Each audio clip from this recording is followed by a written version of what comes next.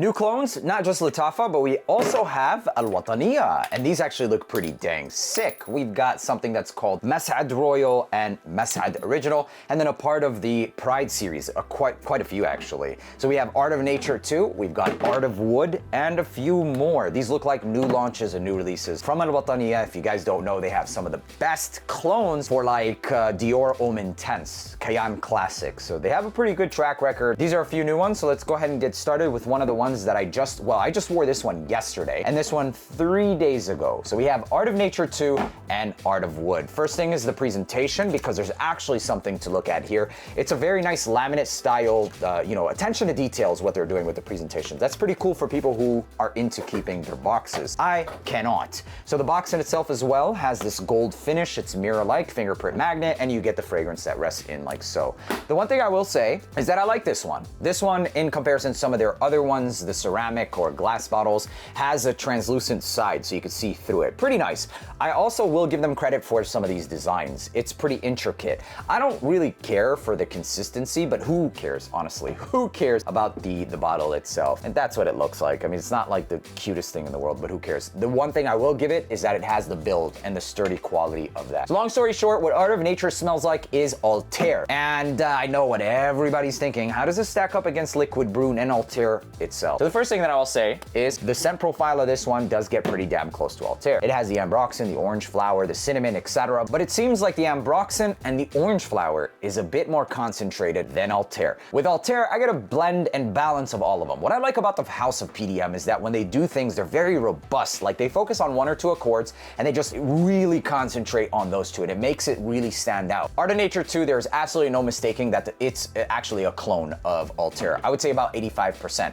Now the opening was actually pretty promising, except for the orange flower and maybe the ambroxan combination. There's just something that my nose personally detected that many people might not even detect, probably because of the fact that I've tried a lot of the clones of Altair. So Altair has like this rich orange flower, vanilla, cinnamon, and a little bit of ambroxan as well, whereas this one I felt like was focusing a little bit more so when it started to dry down on the orange flower, losing a lot of that vanilla and allowing like these almost green or musky undertones to shine even more so, and kind of just get me tired of wearing the fragrance. So I don't get tired of wearing Altair, but for whatever reason it was, I got tired of wearing Art of Nature 2, and I think it's because of that. As it started to dry down, there was no transitioning. It didn't really get ambery, it didn't really get rich or anything like that. What I got from the top was what I got the entire wearing of the fragrance, and also it seemed like some of the vanilla was drying off. So in the beginning, it's like 85 to like 88%, okay? I'm not gonna give it 90, but as it started to dry down, it just seemed like it was, I don't wanna say breaking or falling apart because it's still a really good fragrance, but it kind of was. It was falling apart a little bit. I was getting something even more musky. I was only getting orange flower. I just didn't really enjoy it too often. So basically, as it started to dry off, a lot of the vanilla was lost, the orange flower was still there, a bit of this musky undertone to it as well, and it went from smelling like really premium to like lesser of a premium. That's the best way I could word it. It's not a bad fragrance by any means, and in fact, the longevity of this shit,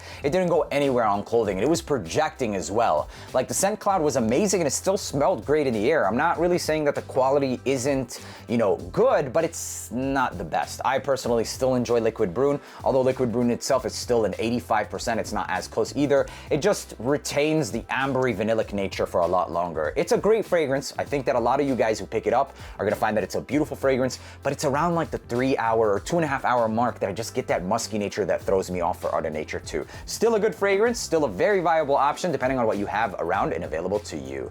Now, Art of Wood is another one we're gonna be talking about shortly after we talk about the newest release from Wataniah called Mas'ad and Mas'ad Royale. If you're one for presentation, you're gonna enjoy this one. It's got this magnetic flap at the top that opens up like so, and when you reveal the box, you can open it up and the fragrance rests in it like so. Premium looking stuff, premium feeling bottle, and it also has this tassel that's attached by some kind of fabric. It doesn't seem like it's gonna rip off pretty easily, and it says Wataniah. On the top, the cap is a plastic, but it's nicely covered in some kind of aluminum with Wataniah engraved on the top. The actual atomizer as well, and the only reason I'm going into details is because this is a new fragrance line. It's a really nice atomizer as well. And what this reminds me of, guys, is luckily not a fragrance that we all already have. It's similar, but it's Gris Charnel Extrait. So this adds patchouli, tonka, labdanum, a bit raunchier and earthier than the Gris Charnel original, making it an even sexier and date night approved style DNA of that. If you enjoy Gris Charnel or the Liam Gray and all of the other antiques and clones that came out,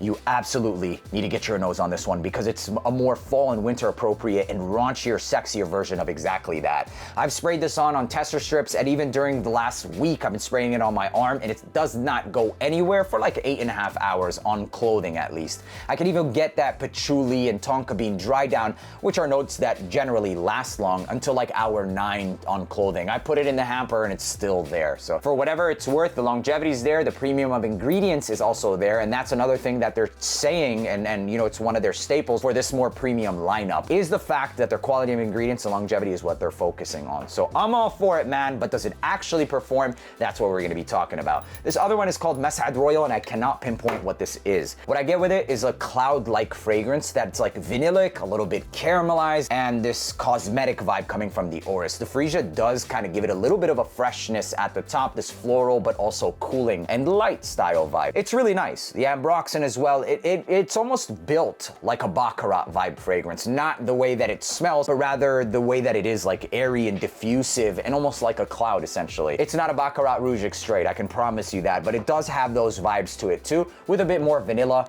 and something of that Orris and Freesia note to it too. Not redundant in my opinion, but still, for whatever it's worth, it does have that BR vibe, which is very compliment worthy and all that good stuff. Two more from Wataniah, it's called the Ain al-Imarat Extrait. Both of these are going to be a part of a different line as well, and they look like this. Ain al-Imarat, the red, and Ain al-Imarat Extrait. So surprisingly enough, this just smells like Ultramall. So if you're looking for an Ultramall fragrance, this is probably a good one. I will say that it smells a little bit like Atr al-Wisal, which is absolutely beast mode, so this is very likely to be that same juice, just concentrated even freaking more.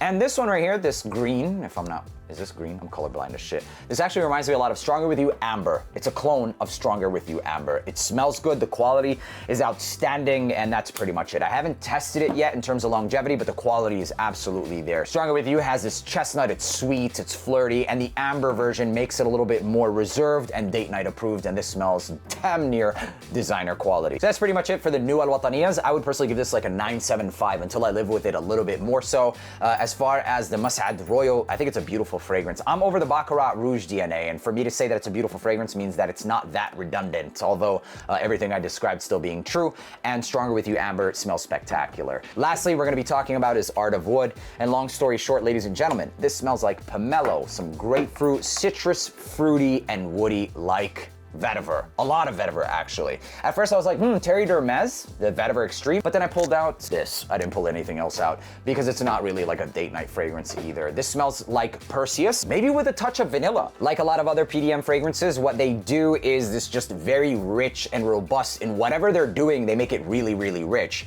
And what this is doing is citrus and vetiver and some ambroxan. This one also has that same robust nature to it. You're gonna get that very intensive pomelo grapefruit combo with that vetiver that I personally love. It does remind me of the whole Terre d'Hermes. It's gonna be by default. The vetiver is so, like, it's very intense. It's very easy to pinpoint. That a lot of fragrances that utilize that, like Guerlain vetiver or Terre d'Hermes vetiver Eau Intense, etc., you're gonna get that vibe with a bit more citruses. It does have like this very astringent vibe to it. It's kind of bitter, but it also does have a higher dose of vanilla, which I don't even think is in this fragrance. It does have a little bit of vanilla in this one as well. Simple as that. I wore this one to bed. I woke up and it was still there. I don't know exactly how long it's gonna last, but it absolutely lasted for at least 6 hours before I went to bed. I think it's a great smelling fragrance. Art of Nature 2, it's not bad, and that's pretty much it. So I hope you guys enjoyed watching this video or discovered a new fragrance that you might not have known of. Gris Charnel Extrait clone is excellent stuff. And there you have it. This is the latest in new release clones. My name is Neeb. Thank you for tuning back into AROMATIX. Make sure to subscribe, and I'll see you in the next video. Peace.